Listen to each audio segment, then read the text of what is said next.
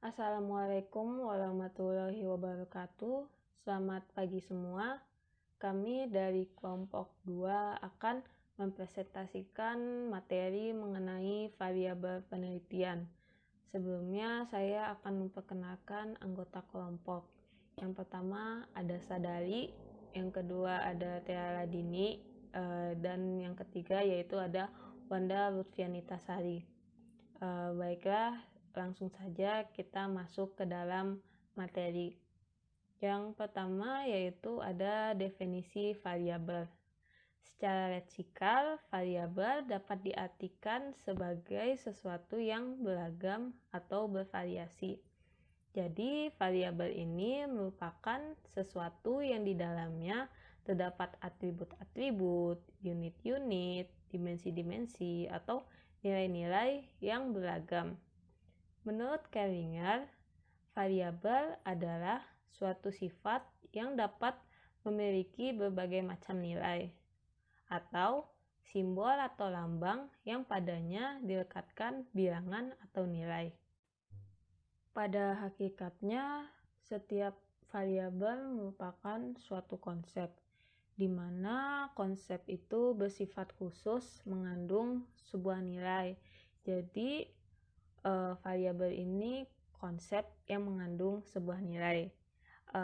Banyak ahli menyebutnya juga sebagai konsep variabel, di mana konsepnya bersifat observable, yaitu konsep yang dekat dengan fenomena-fenomena atau objek-objek yang diamati.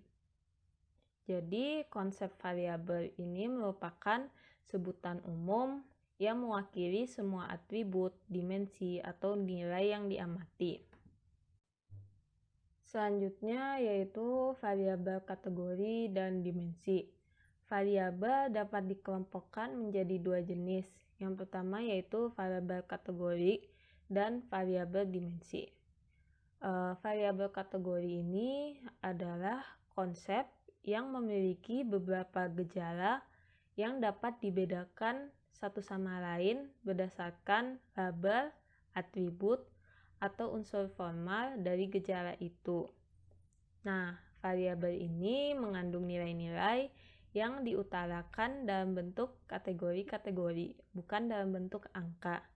Sehingga variabel ini biasa disebut dengan variabel kualitatif.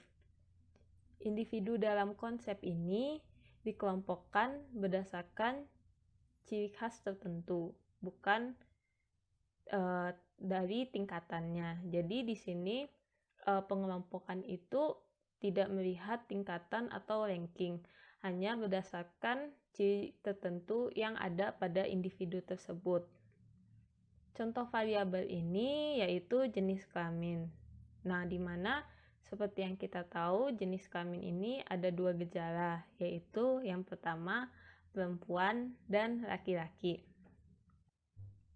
Selanjutnya yang kedua yaitu variabel dimensi. Variabel dimensi adalah konsep yang menunjukkan suatu gejala berdasarkan nilai atau tingkatan.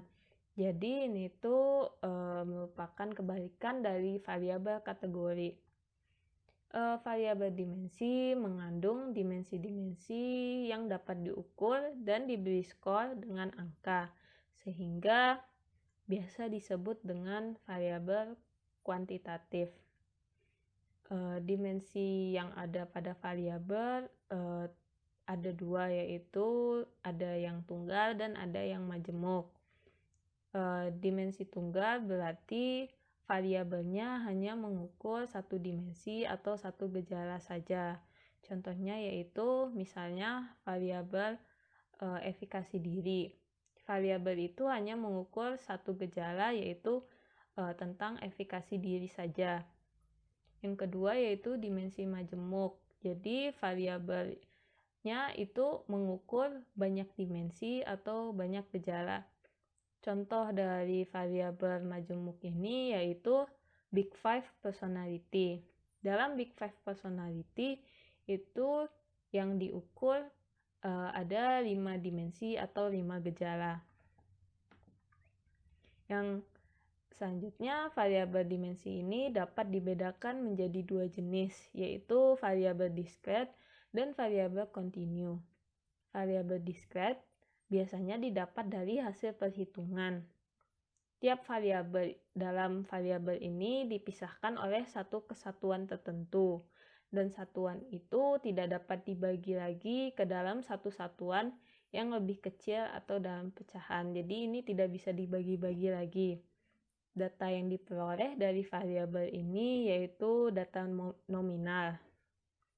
Yang kedua yaitu variabel continue. Biasanya variabel ini didapat dari hasil pengukuran. Variabel ini merupakan variabel yang berkesinambungan. Di antara dua unit ukuran, terdapat unit-unit ukuran lain yang secara teoritis tidak terhingga banyaknya. Jadi di antara unit 1 dengan unit satunya itu bisa terdapat unit lain yang lebih kecil gitu. Data yang diperoleh yaitu data skala rasio, interval, dan ordinal.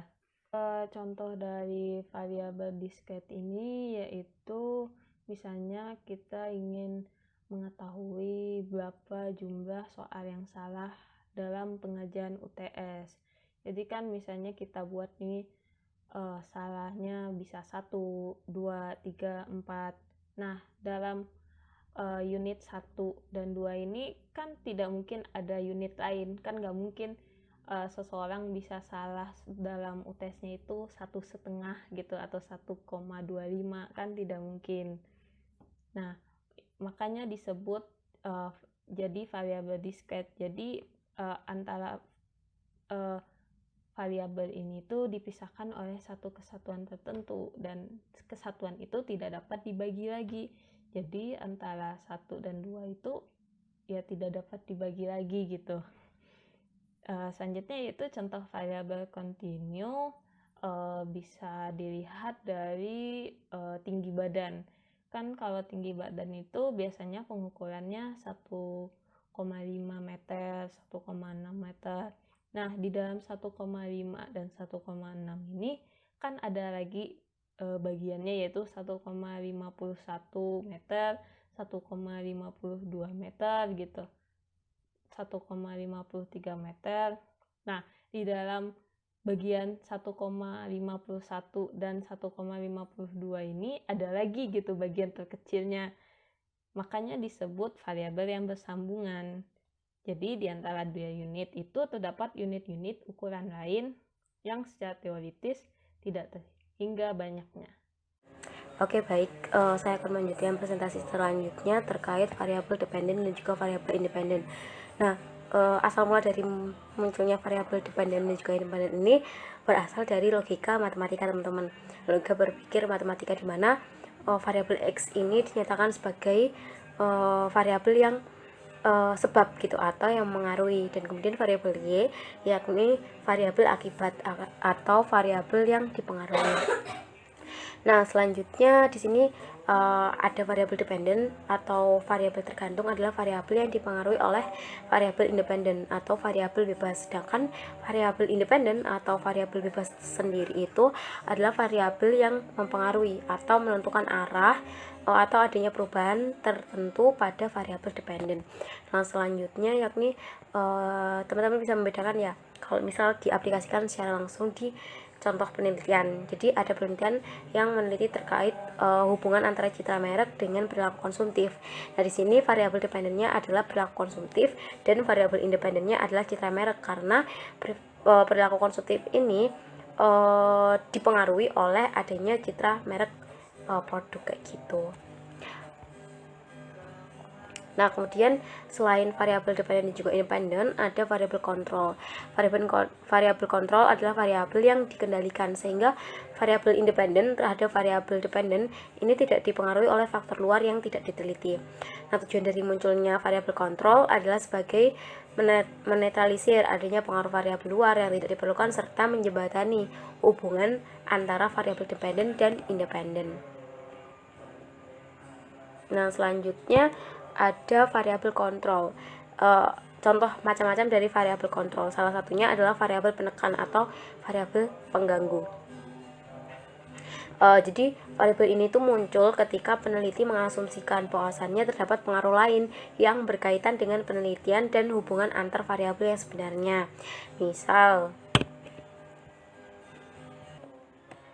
Misalnya hubungan antara stres akademik dengan prestasi siswa SMP Jaya. Nah, ternyata selain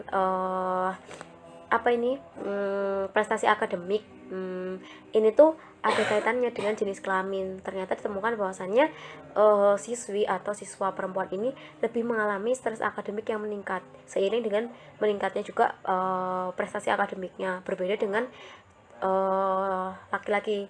Karena ketika laki-laki stres akademiknya itu turun, namun prestasi akademiknya itu meningkat kayak gitu. Jadi berkebalikan, tergantung dengan jenis kelaminnya, seperti itu. Kemudian variabel kedua yakni variabel antara. Variabel antara ini adalah variabel yang terletak di antara variabel independen dan juga dependen. Makanya disebut dengan variabel antara. Sehingga variabel independen ini tidak langsung mempengaruhi berubahnya atau timbulnya variabel dependen. Misalnya tinggi rendahnya penghasilan akan mempengaruhi harapan hidup. Nah, ternyata kan ini belum tentu gitu kan ya, penghasilan bisa mempengaruhi harapan hidup.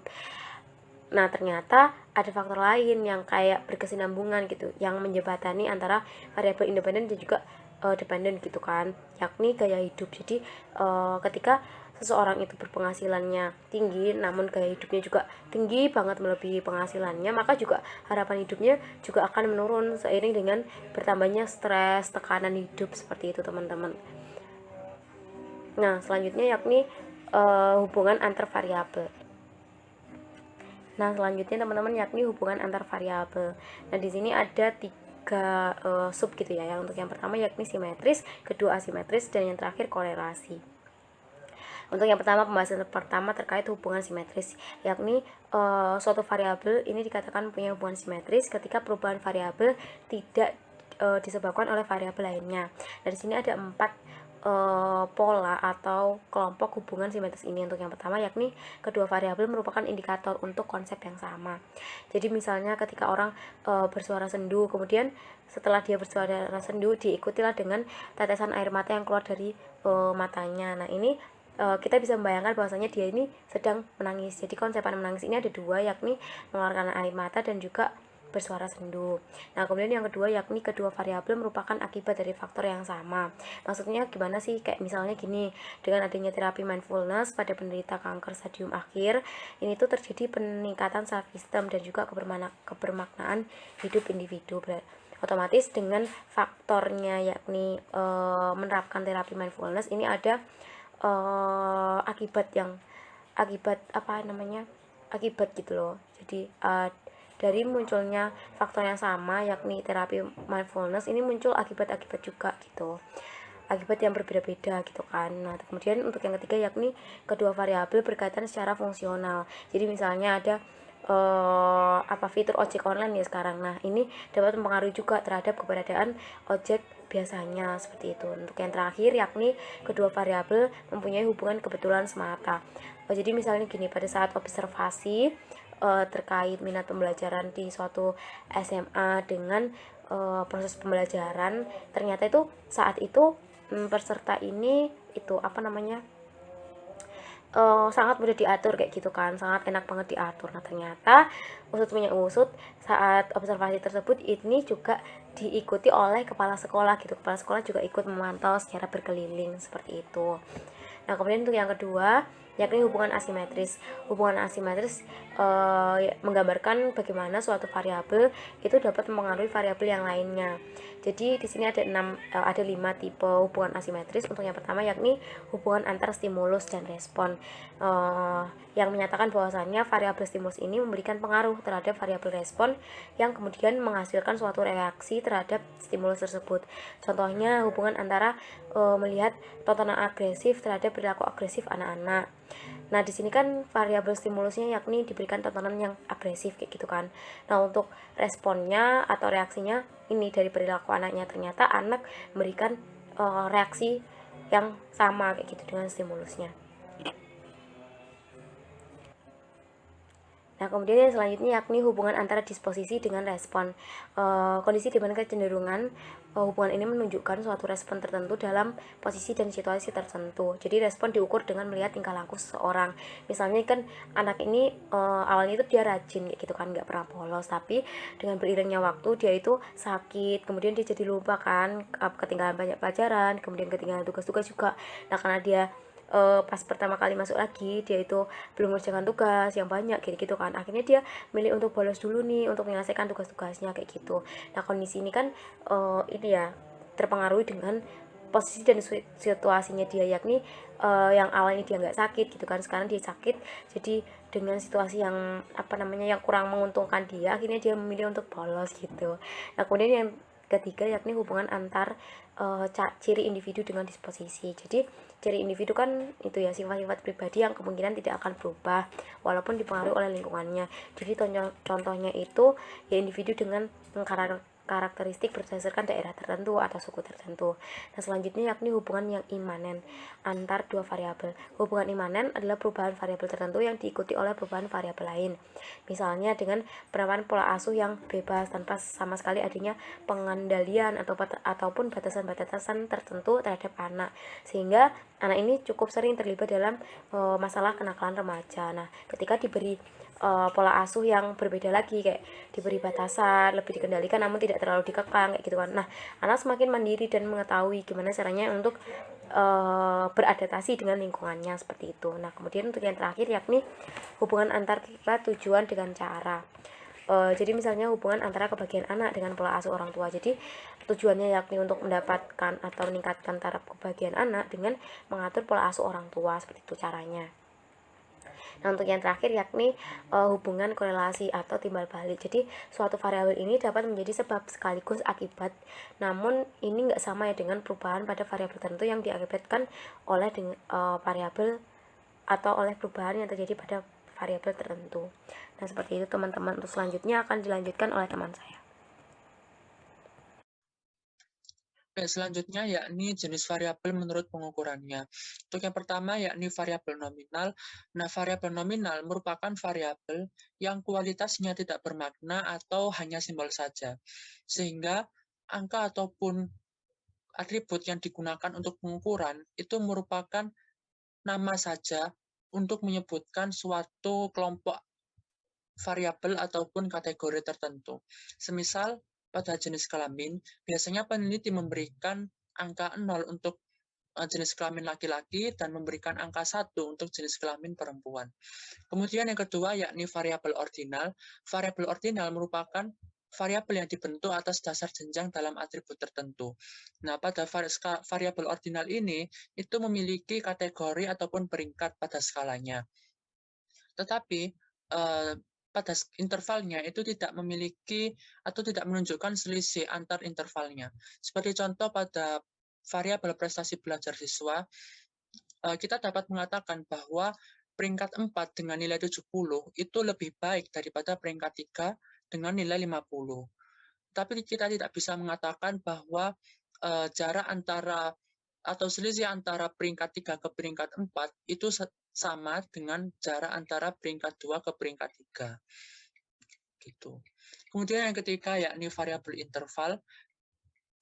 Nah, variabel interval ini digunakan untuk mengkategorikan, memberikan peringkat, dan juga menunjukkan jarak antara nilainya. Nah, pada variabel interval ini itu tidak memiliki nilai nol mutlak. Dan jarak antara skala 5 ke 4 ke 5 itu sama dengan jarak antara skala 3 ke 2. Contoh pengukuran pada variabel interval yakni menggunakan skala Likert. Kemudian yang keempat yakni variabel rasio. Nah, yang membedakan dengan variabel interval pada sebelumnya yakni variabel rasio ini memiliki permulaan angka nol mutlak.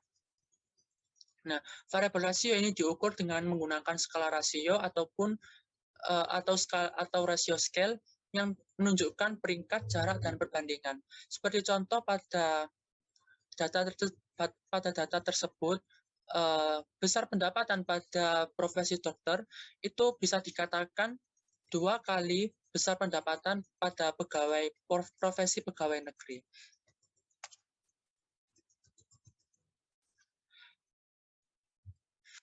Selanjutnya yakni pengukuran variabel yang menggunakan skala sikap. Nah, skala sikap ini merupakan skala yang berdasarkan atas respon yang diberikan oleh responden terhadap pertanyaan yang telah diajukan oleh peneliti. Nah, terdapat beberapa macam untuk skala sikap ini. Yang pertama yaitu skala Goodman atau skala kumulatif. Nah, tujuannya itu untuk memperoleh ukuran gabungan yang bersifat unidimensional. Yaitu dapat dikatakan bahwa skala Goodman ini itu mengukur satu dimensi saja dalam variabel yang diukur. Nah, skala yang digunakan pada skala Goodman itu bersifat tegas dan konsisten, yaitu antara ya dan juga tidak. Kemudian pada skala Thurston, tujuannya itu untuk meletakkan pernyataan sikap dalam derajat favorabel atau mendukung, netral, dan tidak favorabel atau tidak mendukung. Nah, setiap item itu memiliki asosiasi nilai dari 1 sampai 11, yang mana 1 itu menunjukkan derajat tidak mendukung, kemudian di tengah-tengahnya yaitu 6 netral, dan pada skala 11 yaitu skala yang sangat mendukung. Seperti contoh pada gambar berikut ini. Kemudian yang ketiga, yakni skala semantik diferensial. Nah, metode skala semantik diferensial ini menggunakan skala penilaian baik 5, 7, ataupun 9, yang mana setiap skalanya ini itu membagi kedua ujung dengan penilaian yang ekstrim. Seperti contohnya, untuk menilai variabel pemimpin ini ada terdiri dari skala 1 sampai 9, yang mana untuk skala 9 ini yaitu menunjukkan skala sabar, dan untuk skala 1 ini menunjukkan skala pemarah, dan lain sebagainya. Demikian presentasi dari kelompok kami. Jika ada yang ingin ditanyakan, persilahkan. Terima kasih. Wassalamualaikum warahmatullahi wabarakatuh.